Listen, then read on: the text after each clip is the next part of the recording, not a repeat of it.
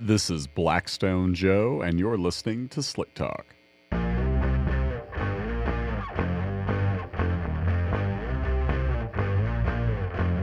If I say I'm an oil man, you will agree.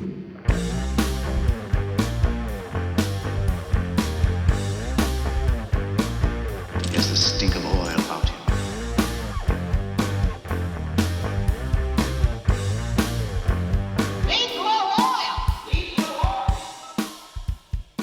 Hello, and welcome into episode 161 of Slick Talk. I am your host, Blackstone Joe, and I'm glad you're here. If you take a sample of engine oil without changing it and send it our way, we take a lot of things into consideration before telling you whether or not you should run that oil longer. We test for 20 different elements in the spectral exam. We look at a host of physical properties from the viscosity on down to how many solids are present in the used oil when you sampled it. But there's one thing we don't spend much time considering, and that is, well, time. Oil's not going to break down just based on how long it's been in the sump, and it's not going to accumulate metal just based on how long it's been sitting either. Still, we understand that a lot of people are concerned about how long that oil has been in the sump. It's common to see notes on the back of an oil information slip that go something like, not many miles, but the oil has 6 months, so I changed it. And if 6 months is a concern, you can assume that leaving the oil in use for a year or more is often a even bigger concern. And this gets in the way of people wanting to run the oil longer. A primary reason why a lot of people use our service in the first place. They want to get the most out of an oil change interval, not change the oil too soon, and dump out good oil that could have stayed in use. They would like to put more miles on the engine before changing the oil, but because of time, they change it. And here's the thing. It's never a bad idea to change the oil sooner. You're never going to hurt the engine by doing so. And if you have the resources to change the oil more often just because you would like to, then more power to you. It's not as though you will prevent it from doing its job or cause the engine trouble. So if you can, go ahead, by all means. But if you want to run the oil longer, if it would help you or your maintenance plan, or if you have concerns, let's say you're on a road trip and you need to know if you can safely run the oil longer, so you start using our analysis to understand where the health of your motor is and if it's capable of running longer. Whatever the situation is, finding out how long you can safely run the oil is simply a big deal, whether you are a owner taking care of their daily driver, a fleet manager in charge of several engines and their care. Finding the right oil change interval, getting the most use out of a fill, that weighs heavily on a lot of our customers' minds. And I want to bring up a specific example that illustrates why time is not going to prevent that oil from being able to do its job. You need to look at the miles or the hours if that's what you're tracking instead. Without further ado, I have an example from a 2013 Shelby GT 500.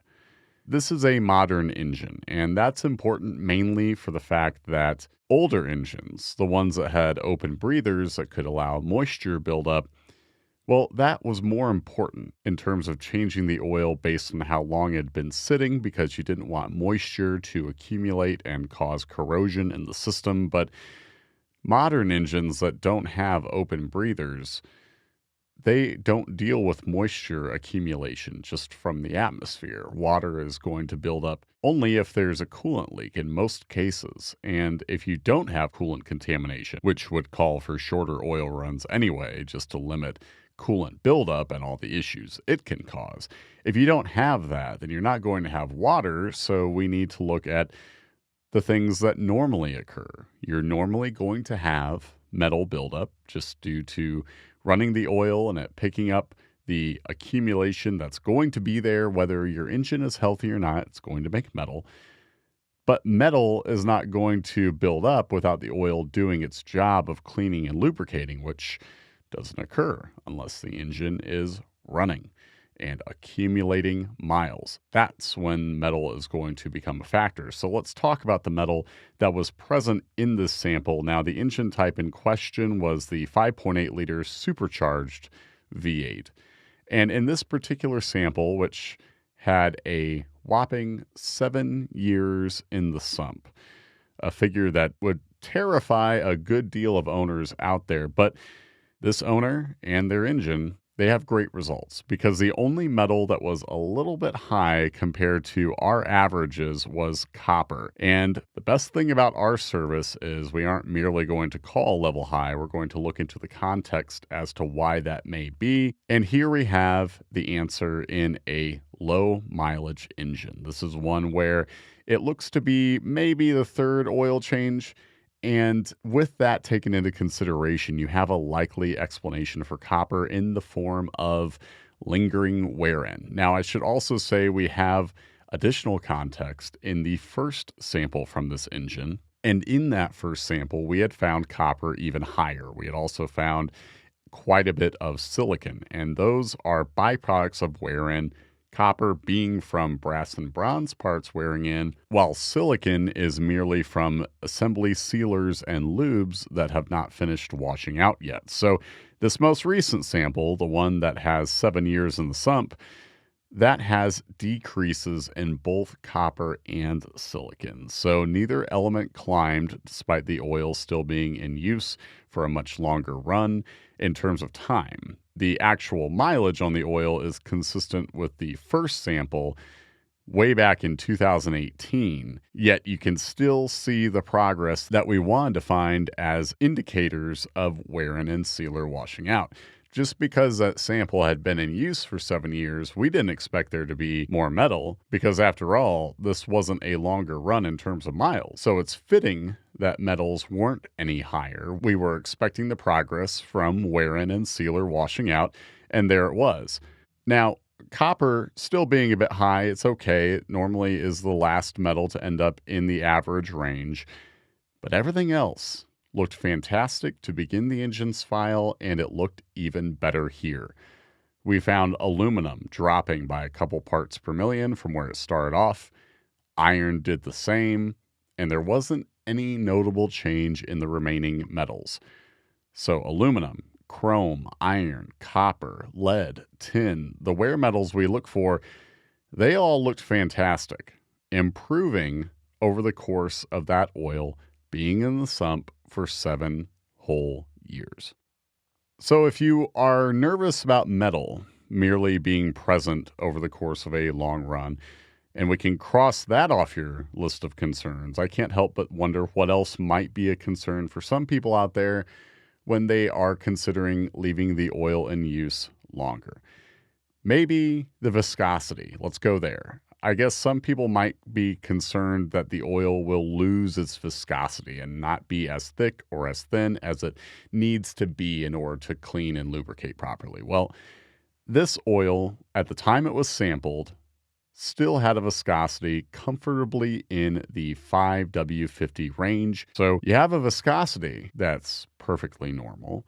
Maybe there is concern about the oil solidifying, let's say. I think I've come across that a few times in the past. And we look for solids in the oil when we do our insolubles testing. That's when we put some of the sample in the centrifuge, we spin it around, and the solids will separate, and then we measure how much of the sample volume is solid material. And in this case, insolubles weren't even at a level we could put an accurate percentage on. This sample had just a trace of solids, and we start putting a number on 0.1% or higher. So to recap what we have so far, metals don't accumulate just based on keeping the oil in use for 7 years.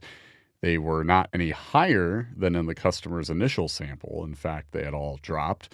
And then you go to the viscosity, which was normal, and insolubles were actually even a bit lower than we found in that owner's first sample from way back in 2018 that had 0.1% insolubles. Now we're looking at trace.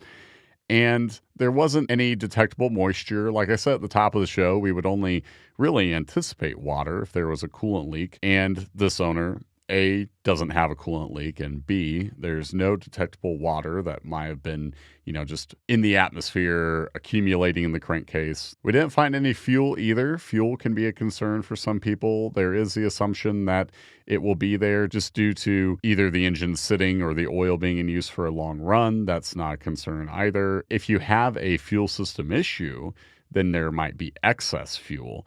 And there can be smaller amounts, but that's not going to show up unless you do things like start the engine shortly before sampling, introducing fuel from startup that didn't have time to burn off, or maybe if you only idled to warm up, you can wind up with some fuel in there. But we're not going to anticipate high levels unless you have a problem, and there are normal explanations for low levels of fuel. But in any case, I'm just throwing out explanations for why we may find that contaminant. It was not a factor either in this sample or the first one the owner had sent along.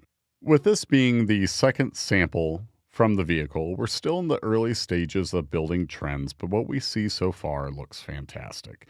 It's a young engine in terms of odometer mileage, with there being some evidence of what's probably lingering wear in a slightly high copper level, but a level that is nonetheless better than we found it initially. And every other metal looks great. And that overview tells us this engine is settling in well. So even if you have a new motor where we do anticipate there being some extra metal, it's not going to worsen just because the oil sat for a long time. This owner has two samples, one with vast improvements over the first, just as we'd anticipate, from wear in washing out, regardless of the time needed to accumulate the mileage that the owner had on that sample. So we know, just like the owners that we assist, that there are so many things to take into consideration when you are building your maintenance plan, deciding the oil you're running, the mileage or hours you're going to put on it. But one thing you can cross off your list of concerns is time. Now, of course, we do need to pay attention to a whole lot of other things, like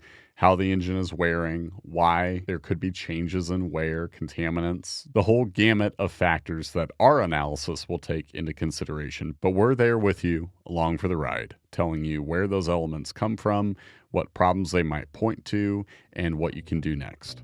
That brings today's show to a close. Thank you so much for hanging with me. This is Blackstone Joe, signing off.